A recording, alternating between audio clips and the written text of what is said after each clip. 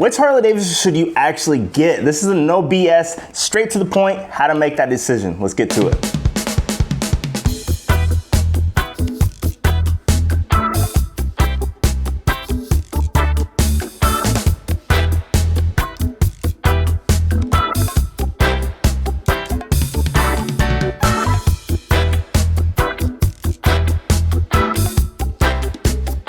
Most riders buy the wrong bike the first time and then throw a bunch of money at it to try to get it to be what they want it to be. We're talking making it comfortable for you. Most important part is getting the right platform the first time and not having to drop a bunch of money into it to make it fit you. So most riders buy the wrong bike, throw the money at all the problems they get with it, but let's break down that myth. It's not about the biggest motor, it's about the right platform from the beginning and then getting smart modifications to the bike, not just for looks, but to where it'll actually fit you. Now first, let's talk daily rider, let's talk DIY, something that's cheap, something you wanna necessarily learn how to do maintenance on your motorcycle. A Sportster is a great option for that. That's obviously the lower end of pricing for motorcycles, especially online, marketplace, and things like that. Parts are everywhere. You learn once to work on it, and you get the fundamentals of how it works, and you can fix it forever. You got highway and comfort, maybe not, but if you want to pop around town, you're on a budget. We're not talking champagne budget, we're talking budget. Yeah, go get Sportster. It's a good option. Now let's talk getting rowdy. Let's talk club style. Let's talk about you want to go out and have a bike you can just go beat on and have fun. We're going to be talking about those Dynas, the M8 Softails. They're very tunable. They're strong chassis and they smile per gallon. You got the classic look, depending on what you go with. You got the modern feel with the newer Softails.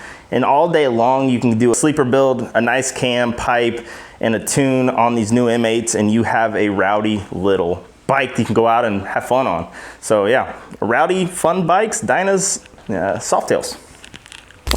Now let's talk highway comfort, making sure that you're getting on a bike that you plan on doing two up, you're planning on going some long trips, you don't want to grow out of it.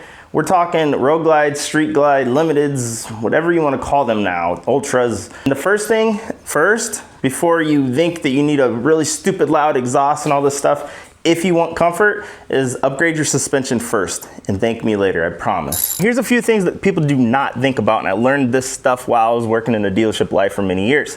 Think about the tier system. So what I talk about that is, think about it. You got tires and you got pads. You're roughly around $500, depending. You got shocks, you got fork kits, things like that to get the comfort in the level where you would want it. You're roughly around about $1,500. Again, there's so many different options out there when it comes to pricing, to shop rates, if you're paying someone to put it on, things like that. And then if you think about power, say you want to do a tune, an intake, and a cam, yeah, $3 grand, roughly. Again, there's a lot of different options out there, but think about those little tiers there. You got your comfort, you got your reliability, and you got your performance. But at the end of the day, if you upgrade those things, you're gonna have safer braking, you're gonna have better control, you're gonna have real speed without lighting your wallet on fire. Think about this too, reliability is faster. When you have a bike that's not reliable, it's down. That means you can't go nowhere. That means it's slower. Think about it. And nothing is cheaper than the mods you only buy once. Don't go out and just buy something because you think it looks cool.